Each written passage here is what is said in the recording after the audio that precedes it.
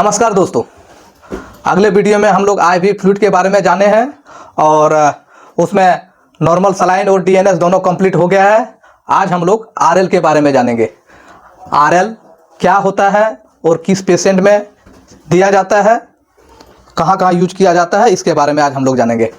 तो RL ringer lactate, जिसे lactate ringer solution भी कहा जाता है, यह एक इंट्रावेनस आईवी फ्लूइड है जिसका उपयोग शरीर में तरल पदार्थ और इलेक्ट्रोलाइट्स की कमी को पूरा करने के लिए दिया जाता है।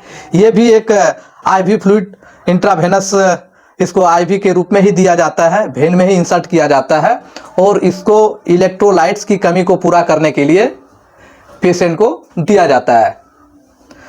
इसका कंपोजिशन, इसमें क्या पाया जाता है, तो सोडियम क्लोराइड,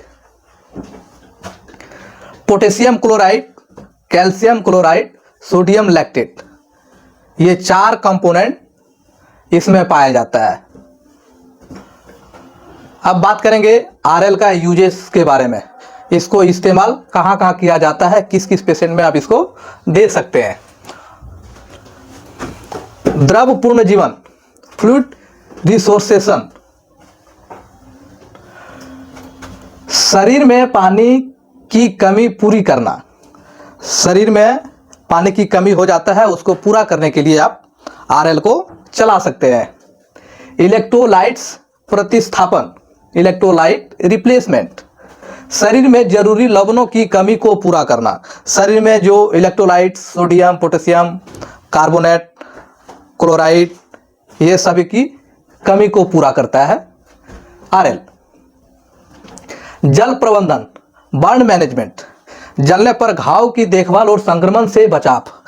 कोई पेशेंट जल जाता है तो उसका फ्लूइड को मैनेज करने के लिए, उसका घाव को रिपेयर करने के लिए आरएल को चलाया जाता है। शल्य चिकित्सा, सर्जरी में बीमारी या चोट के इलाज के लिए ऑपरेशन करना। किसी भी पेशेंट को जो एक्सीडेंट हो गया हो या किसी तरह का बीमारी हो तो उसका ऑपरेशन करने के टाइम में आरएल का जरूरत पड़ता है।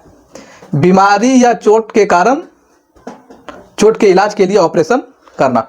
तीव्र दस्त, एक्यूट डायरिया, डायरिया पेशेंट में भी आप इसको चला सकते हैं, जिसका लूज स्टूल, वोमिटिंग हो रहा है, पतला पायखाना हो रहा है और बहुत हो रहा है, उस कंडीशन में आप इसको दे सकते हैं।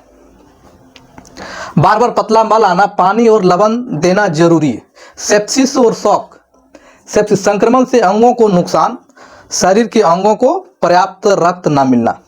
जिस पेशेंट में सेप्सिस हो जाता है, सेप्सिस का मतलब संक्रमण से अंगों को नुकसान।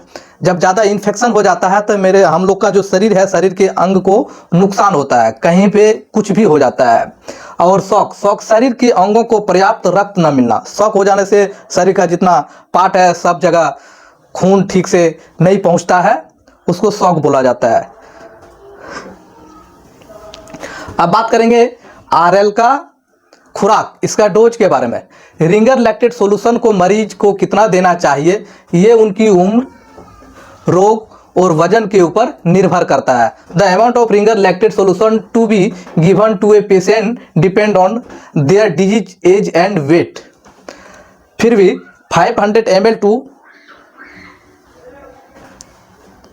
1500 ml per day per over 24 hour में आप दे सकते हैं। 500 से 1500 मिलीलीटर प्रतिदिन 24 घंटे में आप पेशेंट को दे सकते हैं।